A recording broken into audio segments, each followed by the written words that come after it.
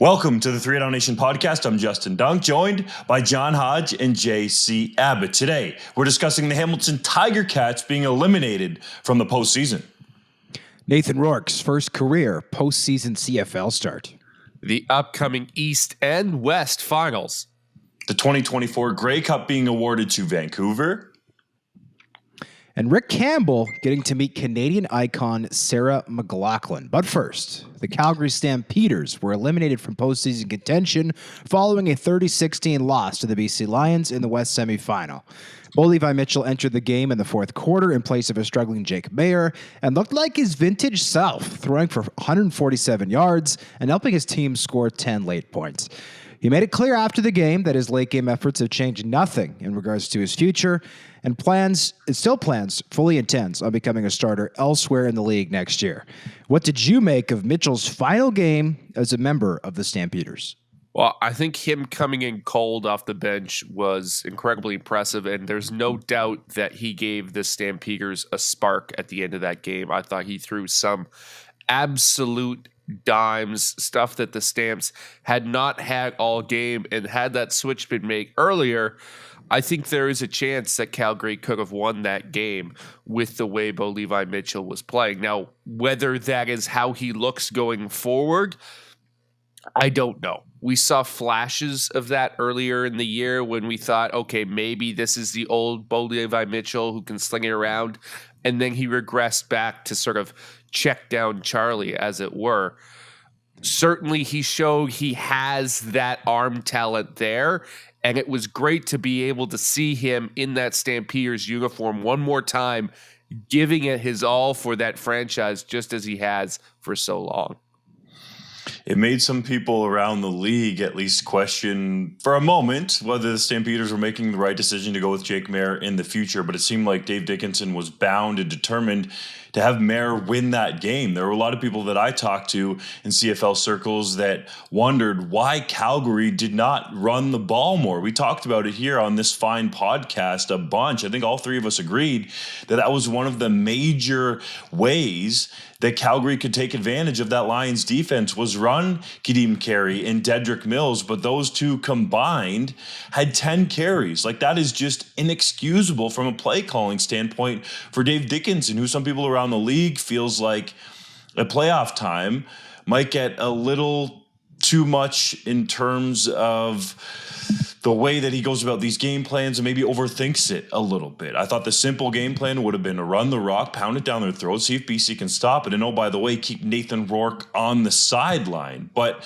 as far as Mitchell goes, he certainly looked like he still has the ability, at least for that short time, to lead a team, be a number one quarterback, and help out whatever franchise is fortunate enough to get him. He's going to be supremely motivated. He's clearly been done with his time in Calgary for a while in terms of knowing the writing was on the wall. And he said just that after Maier received that $400,000+ contract for the next couple of years. And I think he just showed teams around the league that he still has some game left in him. Absolutely. I mean, if you're going into the off season right now, we've talked a little bit about QB needy teams right across this league. Levi Mitchell has to be, I think, at the top of the wish list for upwards of 3 teams right now. We're going to talk a little bit more about that in the next segment, but at the end of the day, this was a strong showing for Mitchell. It was a small sample size, right? But he said after the game that, his shoulder's feeling great. Felt good to be out there slinging the rock again for the first time in a long time. And by the way, boys, let's talk about that game plan for just a little bit. 10 combined carries for Kadeem Carey and Dedrick Mills. Dedrick Mills, I think, got 2. Why are you dressing a running back who's going to get 2 carries? I'm sorry. Dave Dickinson is a fantastic coach, but that is foolish. There's no other word for it.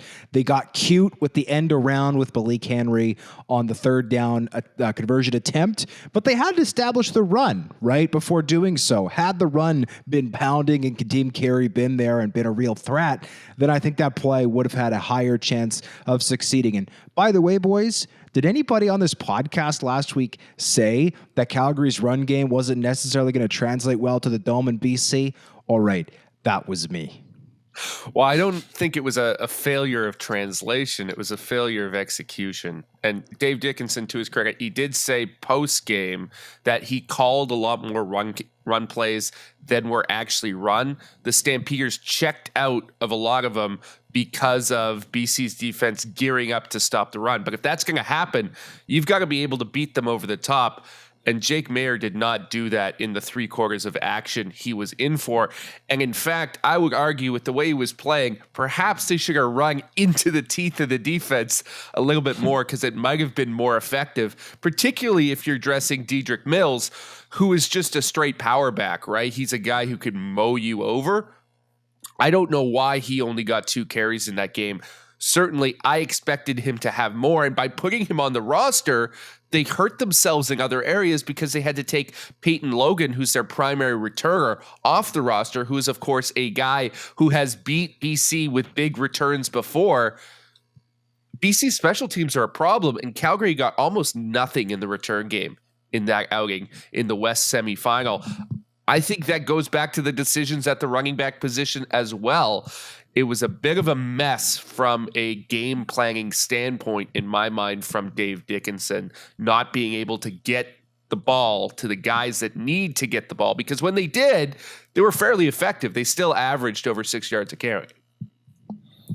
The Hamilton Tiger Cats fell behind to the Montreal Alouettes 22-6 in the second quarter of the East semifinal and nearly recovered, losing 28-17. Dane Evans threw for 127 yards and 1 interception before getting pulled for Matthew Schultz early in the second half, making just the latest time he was benched by the team.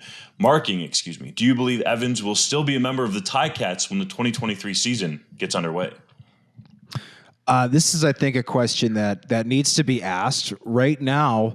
If I were to place a bet on this, I would bet that Dane Evans will be elsewhere in 2023. I really do. He is under contract for next season, but after making $430,000 approximately in 2022, he's on the books for more than that in 2023. Personally, I think Dane Evans deserves a place in this league. I think, he's shown at times this year that he can still be a highly productive quarterback in the CFL. But if he's going to be a guy who needs to be platooned, right? He was that with Jeremiah Masoli for several years. This year, he was sharing time at times with Matthew Schultz. He is not a guy who you can pay more than $400,000 to. That number needs to be cut in half, maybe even and then some. He had a postseason press conference on Monday, and he said the following, which I thought was very interesting. Quote, "I don't think it had anything to do with coaching. I think it had everything to do with the guys in the locker room, the special people that they are, because we have some insanely special people on this team, some insanely special characters, guys that I'll never forget, memories that I'll never forget." Close quote. He was referring there to the team making the postseason after being 3-9 after Labor Day, going 5-1 down the stretch to make the playoffs. To me, that quote does not read as somebody who's coming back to the team. He's talking about memories that he's going to have of this club. And I also thought it was interesting that he singled out coaching, saying he didn't think it had anything to do with coaching, that the team went 5-1 down the stretch, but instead it was the guys on the team. So to me, I think Dane Evans could certainly be playing elsewhere in 2023. In his first year as the undisputed starter in Hamilton, what Dane Evans has proved to me is that he's a very good backup quarterback. And I don't think he's much more than that. I don't think he can shoulder the load for a full season. I've said before on this podcast how high I am on the high end of Dane Evans, and he's shown us some spectacular games, but the consistency week in, week out has just not been there. And to me, he's a guy that you want as your second stringer because he can come in and win you games. He can have those performances. He's shown an ability in the past to come off the bench and be effective. But as your number one guy, I don't think you can go forward with that. And that's an unfortunate reality because I like Dane Evans, but he's got to be a number two. And right now they're paying him as an undisputed number one. The real question to me is Orlando Steinhauer going to have the courage of conviction to make that move? Because I think at a number of times this season, the Hamilton Tiger Cats probably needed to make a change at quarterback. Matthew Schultz was playing better than Evans. They could have made a switch 4 games, and he didn't really pull the trigger. He defended Evans, I think, to a fault. And to me, he's got to change that attitude a little bit in the offseason, because he can't be hitching his wagon to Dane Evans any longer, especially if he wants to keep his job with the Ticats. And Matthew Schultz, the aforementioned quarterback, is a pending free agent. So if you're the Tiger Cats sitting there trying to decide who you want to lead your team at the game's most important position in the future, you better make that decision quickly, because there's going to be some teams that are going to come after Schultz. And Hodge alluded to it earlier, quarterback needy teams in this league that look at what Schultz did in Hamilton. And a lot of people are impressed with him around the league. There's some people even arguing that Dane Evans should have been sat down permanently and Schultz should have been given the chance to run with the starting job. Now, part of that was due to the injury that Schultz suffered earlier in the season. But to me, Dane Evans had one game that stood out. A major anomaly against the Winnipeg Blue Bombers, and it will stay that way until he can back it up. He did not show me that he's a franchise quarterback, a number 1 quarterback, or a permanent starting quarterback in this league. Can he help you out with some spot starts as a backup? Yes, but he has not shown me any consistency from a playmaking standpoint that he can be a starting quarterback in this league, and especially from a mental standpoint as well. I know he really tried to change that during the season. If he can continue to make strides going forward, there's still an opportunity there where I could see him having at least a mindset to be a starter in this league. But physically, he's just not been able to get it done. And I don't think a lot of people talk about his mechanics and his long delivery. You look at when Matthew Schultz came into the game, and he was getting rid of the ball very quickly, has a much quicker release than Evans. And I think that helps a lot. Evans has a elongated release, I would call it, brings the ball up and around just to get it out. I think he needs to quicken that up as well. But I don't think it's a certainty. More to the question that we posed to start, will Evans be with the Tiger Cats in 2023? I don't think it's a certainty. You got to look at the contract. They could talk to him about restructuring. He does spend time in Hamilton and had his first child there in that city. So it's a place that gave him his first start. But I think it's going to be difficult for Hamilton to go into next season with him as the unquestioned starter. I think ideally for the Tiger Cats, you can bring Matthew Schultz back and let him see if he can run with that role, unless you're going to get in to the Levi Mitchell sweepstakes. Well, and Dane Evans, you mentioned him having his first child there, Doug. He talked about that in his end of season availability, saying, that was tough. Like, his daughter arrived the first week of the regular season, and though it wasn't, he made it clear it wasn't as bad as what some people go through. It was a difficult birth, and obviously anybody who is a parent, I'm not a parent myself, but anybody who's a parent knows, the unbelievable stress and anxiety that can surround, your child, your newborn child, possibly having health issues. I'm not privy to all the details there. That's obviously Dane's private life, but that would be challenging for anybody, regardless of what they do for a living, much less being the franchise quarterback of one of the flagship teams of the CFL. That said, I think you mentioned a great point, Dunk. If you're the Hamilton Tiger Cats, why would you not get into the Levi Mitchell sweepstakes? And if you're Levi Mitchell, why wouldn't you have mutual interest with the Hamilton Tiger Cats? You only have to win 9 games to host a playoff game every year in the East Division. That's fact number 1. Fact number 2, you're close to Toronto. We know that Mitchell potentially has interest in getting into media after he's done his playing career. You don't think that being in Southern Ontario could help that out? Plus, we all know that Bob Young loves to chase shiny new toys, and he would be a great shiny new toy for them to go and procure. He's going to have an easier path to the Grey Cup, and he's not going to have to deal with the craziness that is Regina. I'm not suggesting that Levi Mitchell should never go to Saskatchewan. If that's where he wants to go, then bless him. But if given the choice between Saskatchewan, Toronto, and Hamilton, I think there's an argument to be made that Southern Ontario might be the best destination for Bo. Yeah, and from the Ticats' perspective, I do think they need to make a bigger swing than Matthew Schultz. Now, Schultz has really impressed me this season. He's exceeded all my expectations. I've liked what I've seen from him, but I'm not sure if that's your choice to make him either the starter or in a competition with somebody. I'm not sure rolling the dice on the 29-year-old, 30-year-old career backup is the big swing you think it is. I'm not sure that's going to pay the same dividends as chasing after a high-end quarterback like a Levi Mitchell with the hopes that he can recapture some of his former glory, which as we all know, has happened in the CFL a number of times with older quarterbacks who have changed franchises and found success again in new locales. One thing I'll add quickly on Evans, we know that there are rumors, right, that Sean Burke, GM of the Ottawa Redblacks, could be bringing in, right, some more familiar faces that he used to work with in Hamilton, potentially in the coaching staff. We know that Masoli and Evans work together really well in Hamilton. Maybe that's a perfect destination for Dane in 2023 if he's looking to fix his image just a little bit. Nathan Rourke made his CFL playoff debut in Vancouver last week, leading his team to a victory over the Calgary Stampeders. He threw for 321 yards and 2 touchdowns in a win, despite taking a number of hellacious shots from the Stampeders' pass rush.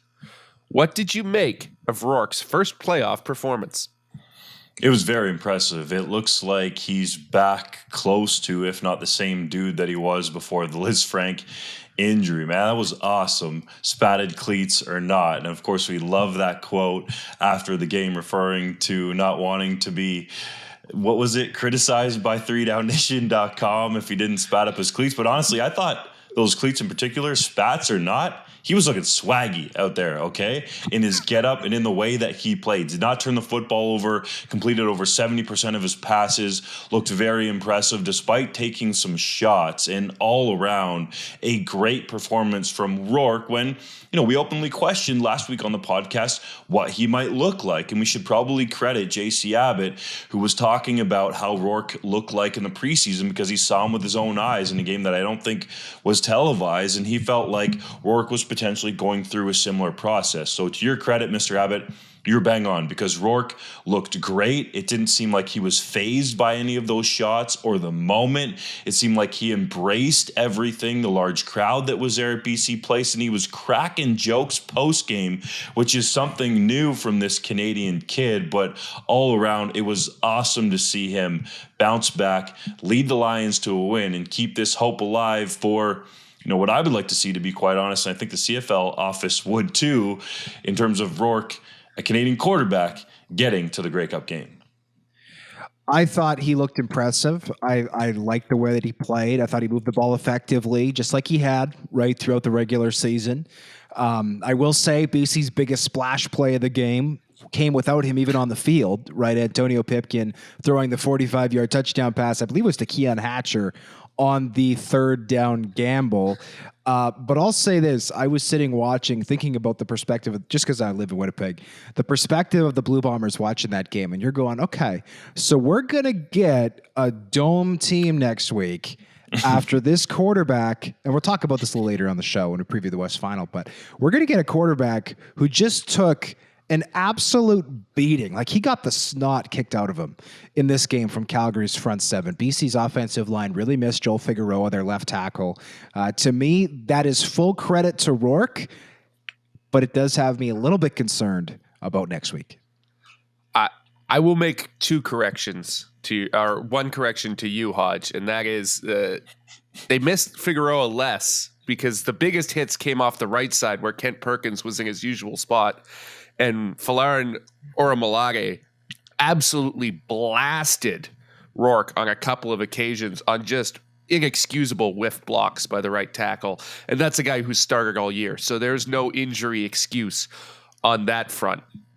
In terms of Rourke's performance, I'm actually less high on it than you guys were. I thought he looked, and I described it as human. In the first 9 games of the season, he looked like a god, immortal, right? He was unstoppable, throwing these 480-yard performances with 4 touchdowns. In this one, you could see that the injury wore on him. Now, that's not to say it wasn't wildly impressive, and it was, and the numbers back that up. But you could see that the mechanics that he's usually such a perfectionist with were a little bit more inconsistent, especially the longer he had to sit in the pocket. He would much rather take those big shots early in a passing play and be able to get the ball off than he would have a collapsing pocket around him and have to shift around on that foot, because that's where I thought he really struggled, was when he was stuck in there trying to move around, and it sort of deteriorated as the play went on, because that foot is a real issue. And this should be noted as well. He's not doing any sort of pain management with this injury. There is no pregame injections.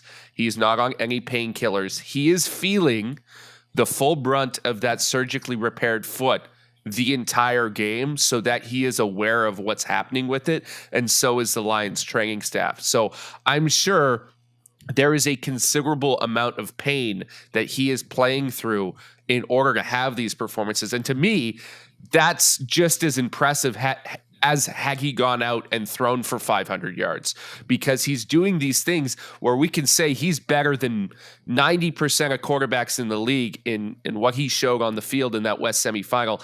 And he's doing it with an injury wearing on him, battling through the pain. It was an incredibly gutsy performance. He was smiling post game. He was cracking jokes. I think part of that was jubilation. I think part of that was a defense mechanism, because if you read through the transcript of that press conference, every time he was asked about his foot, he made a joke instead of giving a real answer. And I think he knew the secret to getting the media to not ask a follow-up is to get them smiling and laughing and think they've got some really good content, because he didn't give much away in terms of how he was actually feeling. And I think that's because it was ailing him quite a bit, more than he'd like to publicly say. And hopefully his recovery stays on trajectory and he can keep battling through it like he did next week. Yeah, I bet he was feeling it more after the game compared to in-game, because you get that adrenaline flowing, and even though you're taking some shots, it doesn't matter. When you're in the game, you don't feel that pain as much. For anyone out there that knows and has been in pads and suited up and been between the white lines, when the juice is flowing, man, you are rolling. And unless it's excruciating pain, then you're probably not feeling it as much as you would, especially after the game. So I think that's probably a large part of the reason why he was cracking some well-timed jokes. And you got to know as a quarterback, right? You got to know when you need to duck and get out of the pocket and dodge some of the oncoming defenders, or in this case, the media people who are trying to get an idea of how your foot feels. So, looking at it from an analytical perspective, I think you can definitely take away that he was spatted up on his feet. And for the uninitiated, that's essentially just tape on his cleats, because of the pain. I don't think you start the game off without it and then you get partway through and put it on just to look swaggy for 3 Down Nation, okay? I think it's to help deal with the pain. It can numb it in a sense. Like, I used to spat up all the time when I played at the University of Guelph, and I felt like a freaking superhero when you put those spats on, man. It feels like nothing can take you down. It also does help stabilize your foot, but then on the other hand, it might potentially, this is what some trainers have told me, leave you open to some other more significant injuries, just because the spat keeps your foot so tight. But you can spat it in a way that it can certainly help numb the pain, or it can try to keep some of the swelling out of your foot, depending how tight you want to go with that tape. So should I be spatting my foot when I walk my dog on icy Winnipeg sidewalks, or should I leave it? It depends how much pain you're in or how swaggy you want to get.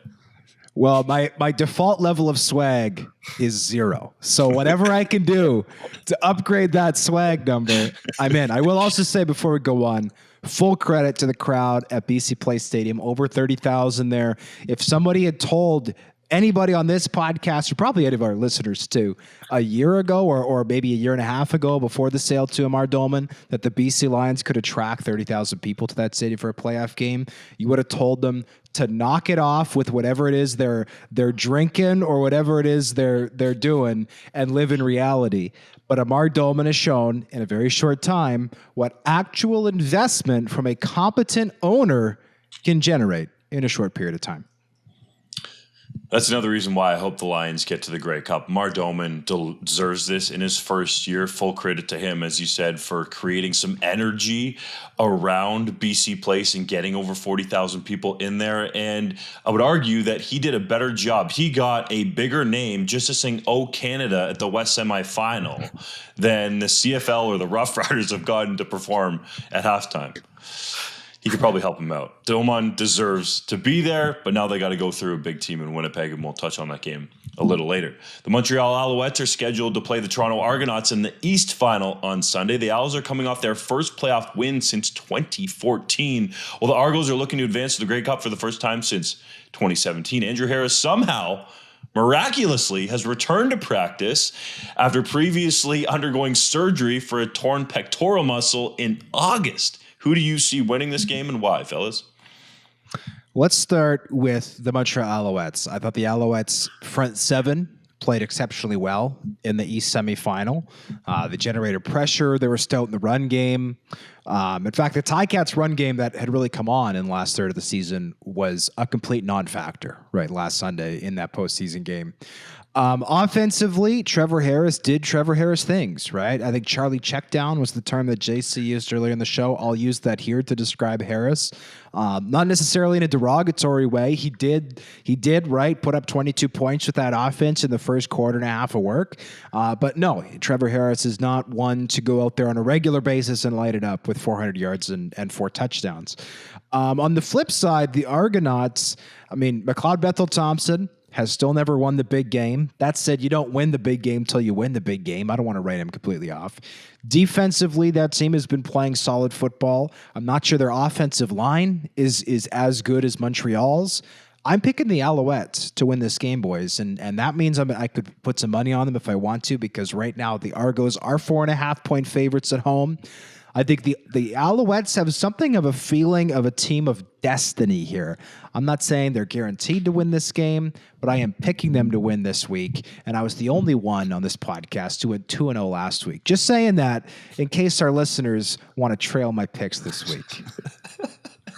I would also pick the Alouettes in this game. And for me, it goes back to one specific reason. Last week, I wrote an article listing one reason why every playoff team would win the Grey Cup, and then another one listing one reason why every team would lose their first playoff game. And for Toronto, my answer was their offense is just sort of meh, right? They don't have any huge weapons that really scare anyone. What in the name of Curly Gittens Jr. are you talking about? Curly Gittens Jr. is a very good receiver.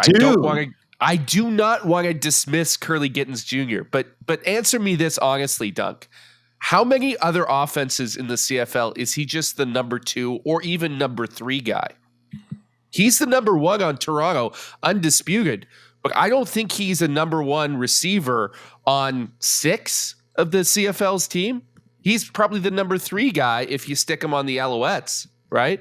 And that's no disrespect. You need multiple good receivers. You know, the best offenses have 3,000-yard guys like Curly Gittens Jr., but I don't know if he is that star, that guy, that major weapon. And the guys behind him are the same way. Tavares Daniels, Markeith Ambles, both very good receivers. I like them a lot, but they're role players to me. And Brandon Banks is a shell of himself. Then McLeod Bethel-Thompson, we talked about his inconsistency before. Can he win the big game? You know, he's got big numbers. Does he scare a team?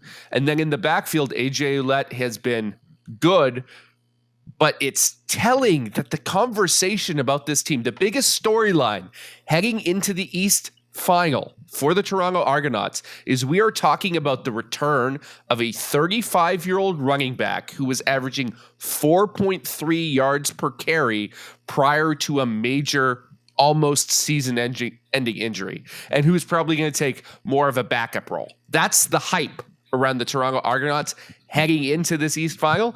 It's because overall, their offense just isn't very exciting to look at. It doesn't inspire a lot of confidence. So that is why I would pick the Alouettes to win this game. You know, that take, JC, makes me think of whatever happened to Eric Rogers, because he could be sorely used in this offense, especially as a guy in the red zone. I will say, my own defense, I didn't want to jump down your throat again, but I think Curly Gittens Jr. is on the up and up, is ascending to potentially being that type of a number one receiver in this league. I do think he's that good. And if you talk to people around the league, they can see that as well. He's not that today, but I think I would argue your point that I don't think there's 6 bona fide number one receivers that stay healthy for an entire season in the CFL right now. I think Curly Gittens Jr. is working his way towards that upper echelon, needs to stack some seasons together. But I think he's really, really good. Brandon Banks is still good for a couple big plays, even though he's not the same dude that we saw win the MOP in 2019. But, for the most part, I agree with you. There's nothing really sexy about this Toronto offense. The one thing that I think can change is Andrew Harris and his leadership and just infusing that energy into this team. If you listened to the Argonauts, and JC, you were there with me for Touchdown Atlantic, and the way that they talk about Andrew Harris and how they're playing for him essentially when he was in the lineup and even potentially when he was out of the lineup and now back in, there is a respect level there. And I think that could help put the Argos over the top and get into the Grey Cup, because Harris will want nothing more than to prove he can get back to the game, and not the Winnipeg Blue Bombers going for 3 in a row, but Andrew Harris going for 3 Grey Cups in a row. Whether or not that's against Winnipeg, we'll have to see, and we'll dissect that game here in just a little bit. But I think that is a major storyline, and it is grabbing the headlines, young buck, because it is Andrew freaking Harris. Montreal doesn't have a guy that lives up to his advanced billing in terms of a star in this league. They have some talented players, but Andrew Harris is a name, whether people like it or not, especially with the PED background. Well, and I'm speaking of that, I have seen a number of jokes on Twitter about Andrew Harris's speedy recovery from surgery, asking if he has some of that special sauce left over from 2019. I will say, if anybody in this league can come in cold and have a couple of great postseason games, doing it with nothing other than the seismic chip on their shoulder, it's Andrew Harris, right? I mean, he's 35 years old as a running back. He's probably only good for a few games anyway. Why not have that game or those 2 games be in the postseason? Right. So I am excited to see Andrew Harris play. Assuming he does play, we obviously don't know how much he will play, what the comparison will be between him and AJ Ouellette, who's been very good in replacement of Harris this year. But I'm excited to see it. That said, I'm still taking the Alouettes by a hair. Let's think about it this way quickly before we move on. If Andrew Harris is active and is suited up, and you're Ryan Dinwiddie, you're the head coach, how are you not giving that dude the rock as many times as possible? He's 35. He's coming off this injury. There's a potential that he might not play much longer. And, a lot of people around the league probably don't think he can even play another year. I'm sure in his head he feels differently. But how are you not giving that guy the rock? Because he has shown. He just did it last year. Hodge, you saw that in Winnipeg. After he was out for a number of games, came back in the playoffs and ran the ball really well. I get that JC's alluding to this average early in the season, but this dude, pardon the pun, knows how to turn on the juice when he needs to. The BC Lions will visit the Winnipeg Blue Bombers on Sunday in the West Final with a berth in the Grey Cup on the line. BC is coming off a big win over Calgary, while Winnipeg was on a bye this past week waiting for the West Final. Who will win this game, JC, and why? This may be the toughest game to pick all year, because I think, and people are going to roast me for this in Vancouver, I think it's safe to say that Winnipeg is the better team. And they've been the better team for 3 years now. They've been the best team in the league, and there is no disputing that, right? But I'm a believer in Nathan Rourke. I've made that clear on this podcast numerous times. And what I will say, because I am going to pick the Lions, is that in the last 2 West Finals, Winnipeg has not necessarily lived up to their level of dominance, right? Saskatchewan has pushed them to the brink in those 2 games the last 2 years. And they couldn't get it done because they had Cody Fajardo at quarterback and he couldn't quite pull it off at the end. I think if they play down to the Lions in this game, right? If it becomes that type of contest, Nathan Rourke is the guy I trust more than anyone else in that situation. And I think he comes up big where others have failed. So I'm going to pick the Lions in this contest. What did you just say, JC? You think that Nathan Rourke can come up bigger than Zach Collaros, who has led the Blue Bombers to 2 straight Grey Cups? Yeah. Well, did I stutter, Dunk? Did I stutter? I got handed to you, kid. You got some stones, man. You did not stutter. You said that confidently, and I like where you're coming from. I totally agree with you on Winnipeg in those West Finals. They have not played well when they've had some extra rest last year, and then the other West Final, of course, in 2019 was in Saskatchewan, and the goalpost helped them get there, but they were still able to pull it out. And I actually like the way that it didn't seem like Rourke was fazed by the moment at all. That said, I just have this picture in my head. As much as, admittedly, I want the BC Lions to win this game because it would be the best storyline for 3 Down Nation and the CFL as a whole, I just have this picture in my head of Willie Jefferson and Jackson Jeffcoat beating up Rourke. Unless Joel Figueroa magically heals up, and even if he's in the game, he's still going to be feeling what's ailing him. And Mr. Perkins on the other side there has got to play much better against these two ends who definitely know how to crank it up in the playoffs. That's a major question mark for me. I think Rourke can go toe-to-toe with Zach Collaros, but we need to see Rourke do it. Collaros multiple times has been able to show up in these massive situations for Winnipeg. Overtime in the Grey Cup is a perfect example last year. Doesn't matter what he did earlier in the game and come up clutch. We know that's proven with Collaros. Rourke has to show us in the playoffs. I'm not doubting that he can't do it, but I need to see it first. Yeah, to me, if this game was in Vancouver and Nathan Rourke was perfectly healthy, I would be tempted to take the BC Lions. It's worth noting that Winnipeg smoked BC in BC in the early part of the season. Obviously, that's a long time ago at this point when Nathan Rourke was healthy, but I would be tempted to take the Lions if this game was in Vancouver, in the Dome, and Nathan Rourke's 100%.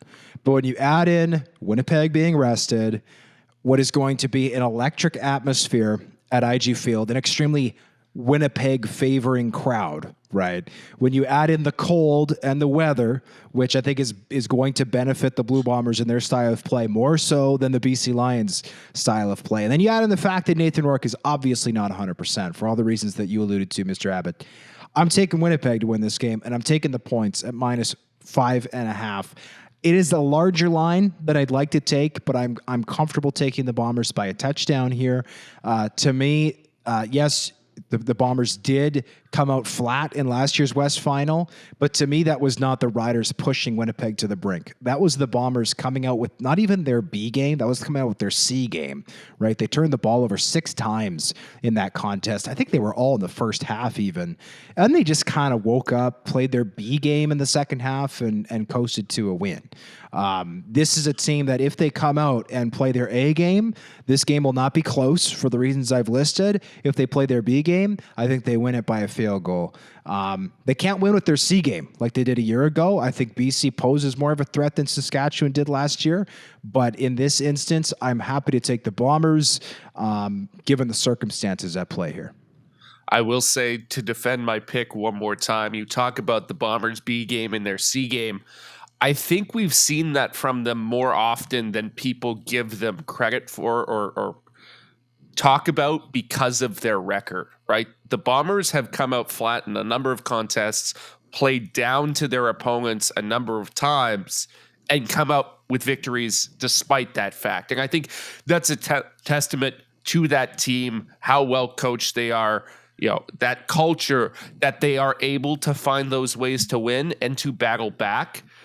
But at a certain point, right, winning in football is half talent, half luck. At a certain point, you may have all the talent, but the bounce is going to go the wrong way. And the Bombers have been on the right side of a lot of positive bounces. They've come out with tight wins against opponents they've played down to before. I don't think they do this time. I think they'll come out a little bit flat. They were fired up for that last contest against BC. They got the victory. They sat down for a week. I think they're going to come out flat, and I think Nathan Rourke takes the BC Lions over the top into the Grey Cup. The one key difference here, and I'll give credit to JC for once, even though I just like to razz you a little bit, is that you could argue that one Mr. Cody Fajardo has not shown that he's been clutch in the playoffs, and that Rourke at least has shown that he can come through clutch in these big-time games. So if those games were tight against Saskatchewan, what can Rourke do if it's potentially a one-score game late in the fourth quarter? For the record, I do like the Lions plus the points. I think it will be a very close game. BC has a bunch of playmakers that's going to create issues for this Winnipeg defense that has not been as good as their historic levels a year ago. That's not to say that it's still not a great group, but just hasn't been as good. They haven't quite had that edge, I think, is kind of what JC was alluding to, especially this season for whatever reason. And even though we think of them as this undefeatable team and have won 2 straight Grey Cups, there's been some close games in there that they have had go their way. And I think that's why they are so good. But at some point, yeah, that football just bounces the other way and luck can go against you. I think the Lions are going to be difficult in terms of the way that James Butler can potentially take over a game. I don't think we talk about that enough because there's so much focus on Rourke, and especially if Lucky Whitehead can find a way to get back into the lineup. I think that can be an absolute game changer with the way he can take the top off the defense and open it up for the rest of the guys there. I mean, Brian Burnham is still doing ridiculous things. That catch was unbelievable in the West semifinal against Calgary. But if Whitehead's there, it adds a different element to this offense. I think Rourke will be fine dealing with the cold. He played at Ohio University with the Bobcats, is used to that, so I don't think that's necessarily going to bother him, though we have seen dome teams in the past struggle with going outdoors and just not being comfortable with it. But I really love this game. I think it's going to be a close battle. And honestly, guys, it opens up a discussion that I think needs to happen more seriously here in the near future in the CFL, that in reality, this should be the Grey Cup. This matchup is super tasty in so many ways, and there's going to be a team, no disrespect, that gets in there from the East Division that just won't create this hype. If this was BC and Winnipeg in the Grey Cup, it would be unbelievable. Let's just think about it for a moment. And yes, it's hypothetical. You'd have the Blue Bombers going for 3 straight Grey Cups against the young upstart, oh, by the way, Canadian quarterback in Nathan Rourke, and with the BC Lions fantastic owner, Amar Doman, in that championship game. It would be wonderful theater. I think it would create more of a buzz. So I think the CFL needs to seriously look at that in the future. I fully agree with that. And just for the record, if, let's say, the CFL went to a format where it was a divisionless postseason, so to speak, you know, you could look at Winnipeg and BC getting first round buys. That would mean that the Hamilton Tiger Cats would have had to go to McMahon, right, in one semifinal, and the Alouettes would have had to go for another semifinal. So let's say hypothetically those games are won by Calgary and Toronto. All of a sudden this week you've got Toronto at BC, Calgary at Winnipeg. To me, those matchups, to use Mr. Dunk's word, are juicier than the ones that we've got right now. And of course, you have the possibility of it being a Winnipeg BC or a Calgary BC Grey Cup. I don't think the national thing, frankly, matters anymore. Why? Because it's not 1960 and we can all watch the games on TV. Like, give me a break. Anyways, time, boys, for Hodge's heritage moment. On this day in 2000, Eddie Murray signed his final NFL contract to join the Washington Commanders. The Halifax native played 19 NFL seasons with 7 different teams, spending the first 12 with the Detroit Lions. The 2-time Pro Bowl selection won Super Bowl 28 as a member of the Dallas Cowboys, a game in which the opposing kicker, Steve Christie, was also Canadian. Did you boys know that 2 Canadians once kicked against each other in a Super Bowl? I had no idea, Hodge. That's a deep dive in kicker facts from your boy. JC's probably too young for that, but yes, I do remember that. I love these Hodge's heritage moments, man. It makes you think and recall some of these situations that are unique and edutain the audience too. Let's keep it going to the 3-minute drill. The CFL unveiled its divisional all-stars last week. What was the most surprising thing about the second list? Well, to me, the most surprising thing was that there was a second list. I still can't wrap my mind around the fact that they announced 19 All-Stars incorrectly. Unbelievable. BC Lions head coach and co-general manager Rick Campbell said the best part of the week West semifinal was meeting Sarah McLachlan. JC, did you get a chance to meet her? I did not get a chance to meet Sarah McLachlan. I am a fan just as Coach Campbell is. I will note he made that comment completely unprompted. Everyone had wrapped up the press conference and he's like, whoa, no one asked me about Sarah McLachlan? I absolutely love her. Took us all aback. The Edmonton Elks signed Canadian linebacker Adam Konar to a 2-year contract extension last week. Is that a big deal? It is for the impact he has on that team, special teams, and as a starting linebacker. Chris Jones loves that dude, and it's clear Konar is going to be a building block for that team for the foreseeable future. Hodge, you reported that the CFL's attendance was up 13% from last year, but fell short of pre-pandemic levels. Which teams have the most work to do in 2023? I think we know one. Well, we all know that the Toronto Argonauts attendance has been lagging, but the other two boys are in the province of Alberta. Edmonton and Calgary have some serious work to do to fill those buildings, or at least get them to more respectable levels of attendance. Kevin Mittal of the Laval Rouge Or was named an RSEQ All-Star after making 12 touchdown catches in just 8 games. How good is he? He is historically good, and he's got several more years of eligibility left. By the end of this guy's college career, he is going to be a record-setting monster and coveted, I think, on both sides of the border. Western and Queens are primed to meet in the Yates Cup for a second consecutive year. Which OUA powerhouse will come out on top? Oh, this is a juicy matchup. You have Steve Snyder, the Gales head coach, who spent some time with Greg Marshall at Western, so these guys know each other really well.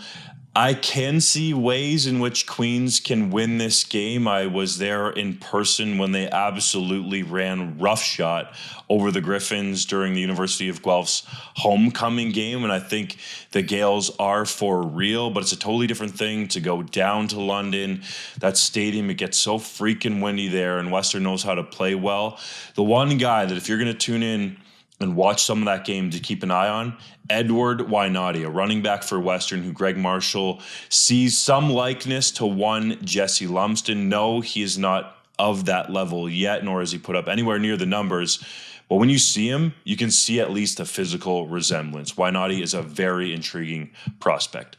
CFL Commissioner Randy Ambrosie released a statement in support of officials following a high-profile attack on a football referee in Quebec. Is that a prudent move? Absolutely. We bang on Randy Ambrosie a lot on this podcast. He takes a beating from the media in general. This was a good move. This was a showing of leadership. And by the way, everybody complains about officiating when it's bad. And yes, there were a small handful of bad officiated games this year. But by and large, I thought CFL officials did well. And we never talk about them when they do well. We only ever talk about them when they miss calls. So credit to CFL officials. By and large, I thought they had a good season. Vancouver was awarded the right to host the 111th Grey Cup in 2024. JC, does that mean we get to party at your house? Well, I put that out on Twitter for the 3 Down guys. Like, I had all sorts of people responding, so I'll let you guys know my address so long as you don't share it with the rest of the riffraff. Saskatchewan Huskies quarterback Mason Nyes was named a Canada West All-Star last week. Do you think he'll also be named the conference's Player of the Year? Yes, I do. And he should also be named the Heck Crichton Award winner for the 2022 U Sports football season. I know that there's some other potentially worthy candidates, but he's thrown the football all over the field for the Huskies in different types of elements. Last week was a Snow Bowl in Saskatoon in the Hardy Cup semifinal, and I think Nice is full marks to win the Heck Crichton Trophy. Hodge, you reported the free agent list for the Hamilton Tiger Cats and Calgary Stampeders. Who's a player those teams need to re-sign the most? To me, in Hamilton, it's Tim White. I thought he took a fantastic step. He could be a guy who leads the entire CFL in receiving yardage in 2023. For Calgary, it's Folarin Orimolade. the defensive end, who I think, with all due respect to Sean Lemon, who had a very good season, is maybe the most underrated player in the CFL. He certainly showed what he can do in that West semifinal. He was a game wrecker, albeit in a losing effort. Calgary Stampeders president and GM John Hufnagel said he plans to continue working despite rumors of him contemplating retirement. Is that a surprise?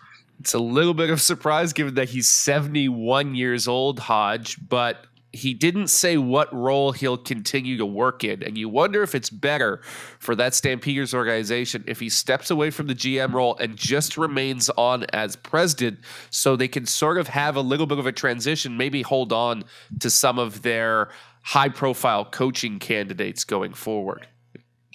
Dunk, you reported that ratings for the CFL's semifinal matchups dropped by 27% this year. Should that concern the league?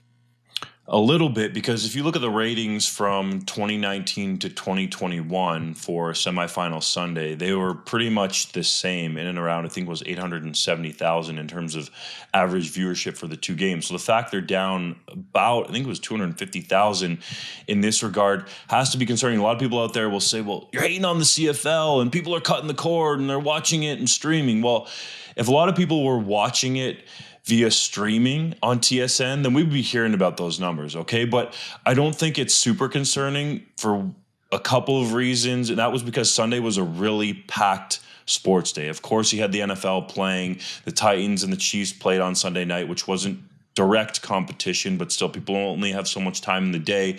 You had the Maple Leafs playing at 5, the Raptors were playing at 6, so the fact that the BC win over Calgary still drew over 700,000 was the top-rated sports broadcast on the day. Yes, it's a playoff game, but it's still a win for the CFL. Dave Dickinson and Levi Mitchell have mutual interest in coaching together in the future. Think that would be an ideal fit? Absolutely. Dave Dickinson is a fantastic coach. Levi Mitchell, though he also seems to have interest in going into the media, I think would be a good coach as well. Maybe he'll go the Henry Burris route, kill it in media, and then become a coach. Last one, Canadian offensive lineman Chris Van Zyl says he wants to return for a 14th CFL season and is under contract with Hamilton next year. He's scheduled to turn 40 midway through the 2023 season. Do you think he'll be able to stay healthy next year? I love Chris Van Zyl, and I hope he does. But my response to this can best be summed up with a tweet that I saw after his announcement. And I forget who said this, but they said it best. He didn't even return for his 13th season. Why is he coming back for a 14th? He missed most of this year. That's just a fact. I'm not sure he's going to be able to recapture the magic. JC, always bringing the real. Appreciate you, buddy. Thanks, Mr. Hodge. And be sure to tune in next week for our podcast from Regina. We'll be together, boys. Catch you next week on the 3 Down Nation podcast.